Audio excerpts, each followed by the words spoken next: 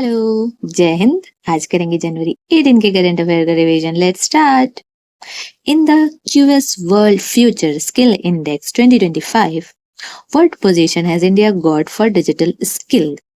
तो इंडिया को मिला है सेकंड रैंक। ये वही वाली क्यूएस रैंकिंग है जो यूनिवर्सिटी के लिए रैंकिंग रिलीज करती है, जिसमें जो ऑक्सफोर्ड है वो लास्ट 9 ईयर से टॉप कर रहा है। और ये जो स्किल इंडेक्स है ये फर्स्ट टाइम निकाला गया है। तो हम देख लेते हैं कि इसके डायमेंशन क्या क्या है जिसके बेस पे ये रैंकिंग निकाली गई है। तो इसकी जो डायमेंशन है वो कुछ ऐसे है। सबसे पहला डायमेंशन है स्किल फिट, मतलब जो स्किल है उसको वो जो स्किल है जो अभी करंट नीड है उसकी जो स्किल है उसके लिए कितने फिट है। उसके अलावा एकेडमिक रेडीनेस, मतलब जो सिलेबस है वो आने वाले नीड के अकॉर्डिंग है कि नहीं। तीसरा, फ्यूचर ऑफ वर्क, क्या जो स्किल लर्न कर रहे हैं उसका आने वाले फ्यूचर में यूज होगा। ये थर्ड हो गया। इसके अलावा इकोनॉमिक ट्रांसफॉर्मेशन, क्या वो जो स्किल है वो आने वाले टाइम में इकोनॉमिक ट्रांसफॉर्मेशन में, मतलब बदलाव लाने में यूज होगी। तो ये 4 डायमेंशन है जिस पे इसकी रैंकिंग दी गई है।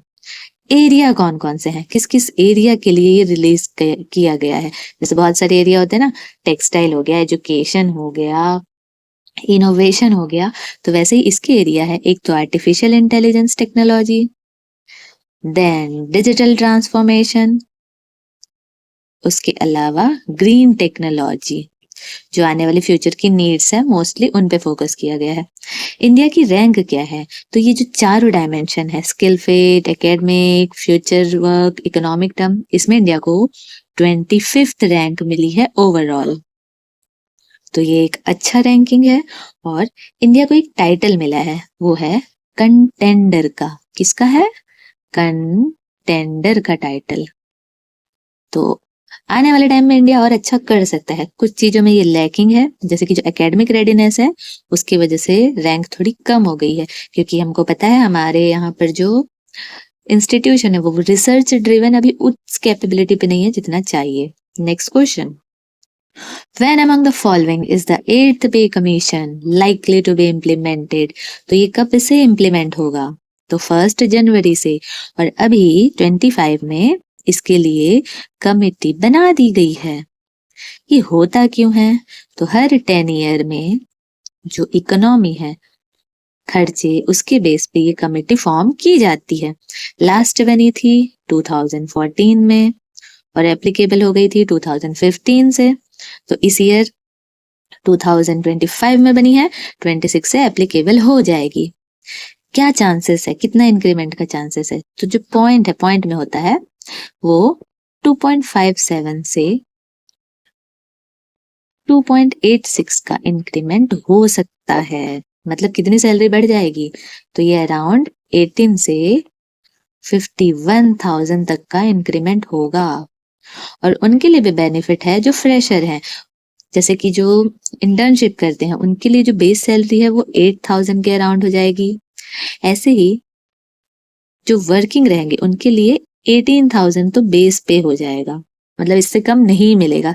तो अच्छा है, सैलरी तो इंक्रीज होगी, महंगाई तो 10 गुना बढ़ गया है, सैलरी में कुछ तो बढ़ोतरी हो। Next question, Where has the Indian Navy recently organized the Year of Naval Civilians? तो ये किया है न्यू दिल्ली में। Next, Where has the Army Day Parade where has the Army Day Parade been organized for the first time recently? तो ये किया गया है पुणे में।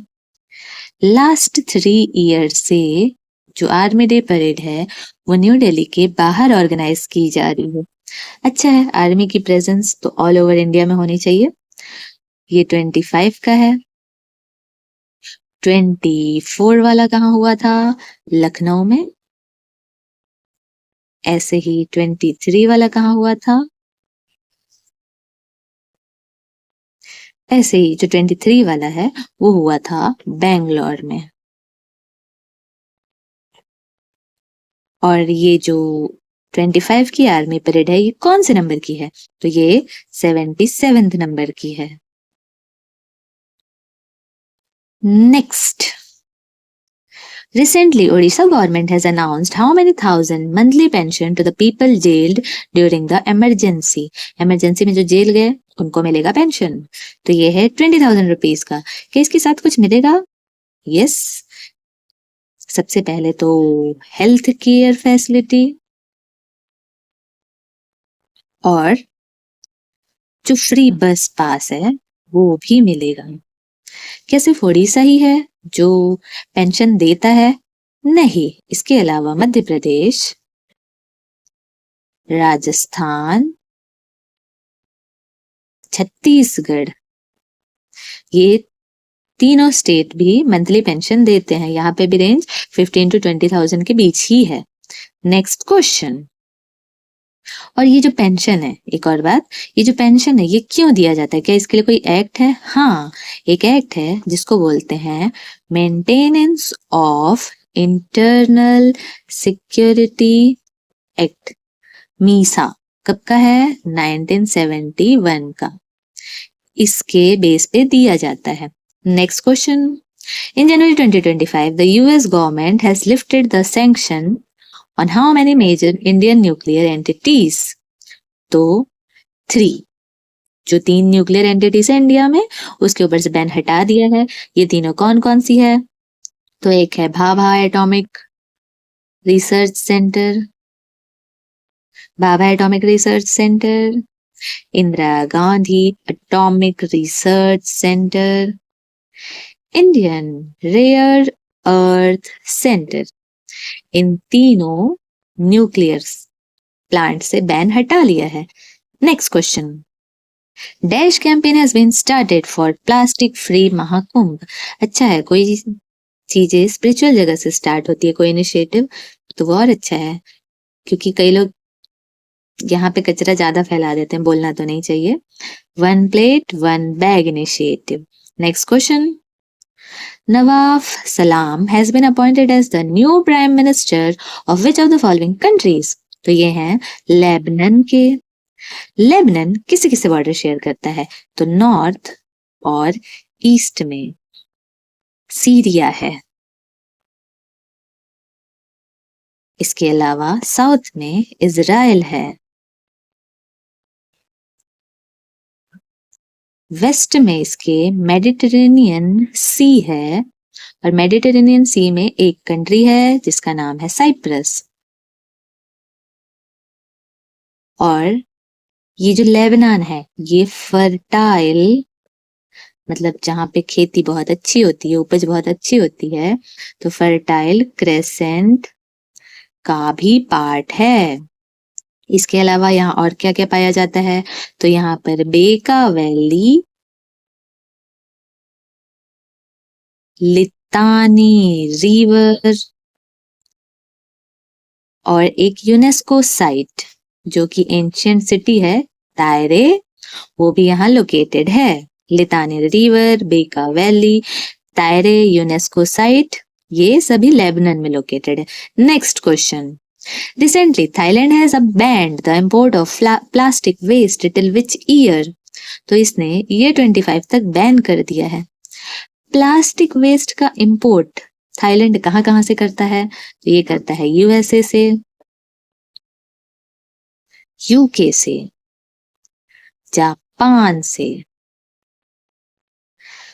तो जो ग्लोबल साउथ की कंट्री है, ग्लोबल साउथ की कंट्रीज वो है जो थोड़ी इकोनॉमिकली पुअर है as compared to other capitalist countries है, उनको ग्लोबल साउथ में रखा गया है, एक लाइन से डिवाइड है। और ये कंट्रीज क्यों इंपोर्ट करती हैं ये प्लास्टिक वेस्ट?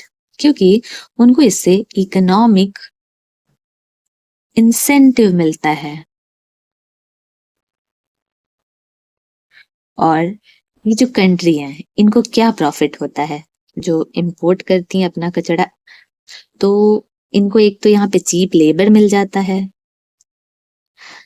और यहाँ की जो करेंसी है वो वीक है, तो कम पैसे में ही काम हो जाता है, चीप लेबर और वीक करेंसी, इसलिए जो डेवलप्ड कंट्रीज है वो यहाँ भेजती हैं। टॉप इंपोर्टर कौन कौन है प्लास्टिक वेस्ट के? तो एक तो नीदरलैंड है,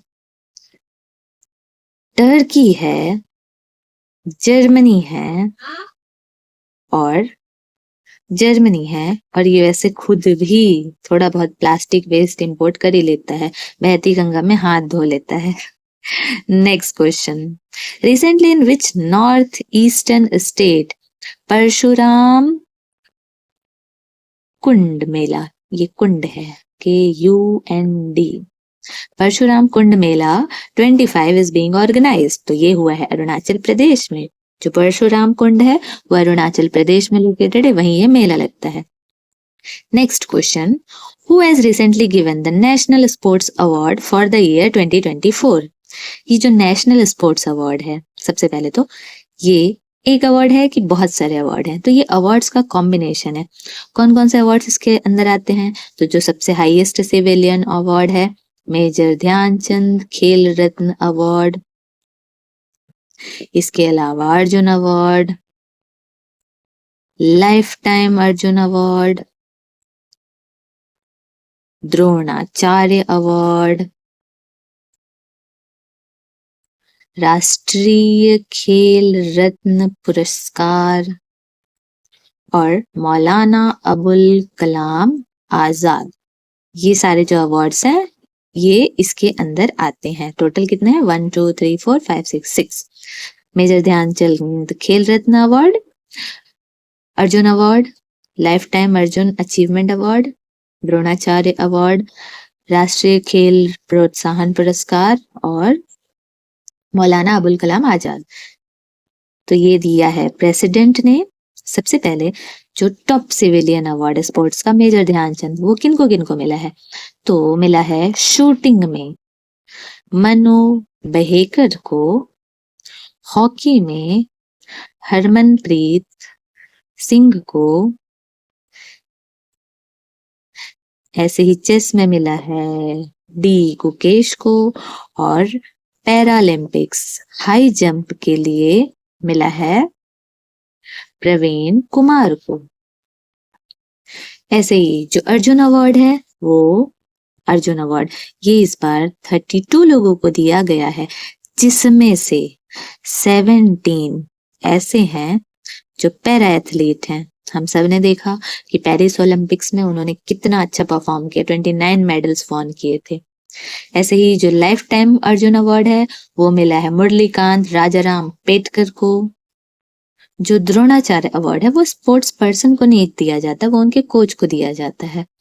राष्ट्रीय खेल रत्न प्रोत्साहन पुरस्कार दिया गया है physical education foundation of India को। कौन सा? राष्ट्रीय खेल प्रोत्साहन पुरस्कार। ऐसे ही जो मौलाना अबुल कलाम आजाद है वो जो इन यूनिवर्सिटीज है खेलो इंडिया यूथ गेम्स में पार्टिसिपेट करने वाली, उसमें जो टॉप परफॉर्मर रहती हैं उनको दिया जाता है। Next question, recently under the chairmanship of Prime Minister Narendra Modi, approval has been given for the establishment of the third launch pad at the Satish Dhawan Space Center in, तो ये आंध्र प्रदेश के श्रीहरिकोटा यहाँ पे थर्ड लॉन्च पैड बनाने का order दिया गया है। सबसे पहली सैटेलाइट जो श्रीहरिकोटा से छोड़ी गई थी वो इंडिजीनियसली बिल्ट थी, वो थी रोहिणी 125। और कोई भी अगर सैटेलाइट लॉन्च होता है तो उसको जितना हो सके उतना इक्वेटर के पास से किया जाता है, इससे जो अर्थ का रोटेशन है उसका एडवांटेज मिलता है। और जो जियो से स्टेशनरी सैटेलाइट होते हैं वो तो इक्वेटर के पास से ही लॉन्च किए जाते हैं। अच्छा, इतने सारे डेवलपमेंट हुए हैं इसरो में, तो ये सारी चीजें कहीं नोटेड हैं? हाँ, एक बुक है जिसका नाम है from fishing hamlet to red planet India's space journey, ये बुक है। ये बुक किसी एक राइटर की नहीं है, इसे डिफरेंट डिफरेंट साइंटिस्ट ने जो उस टाइम के डेवलपमेंट है तो उसके अकॉर्डिंग एडिशन इसके करते गए हैं। Next question, the president of which of the following country will be chief guest of India 76th Republic day celebration? तो ये है इंडोनेशिया के प्रेसिडेंट। इस बार की थीम क्या है? तो इस बार की थीम है 26 जनवरी की, Bharat the mother of democracy.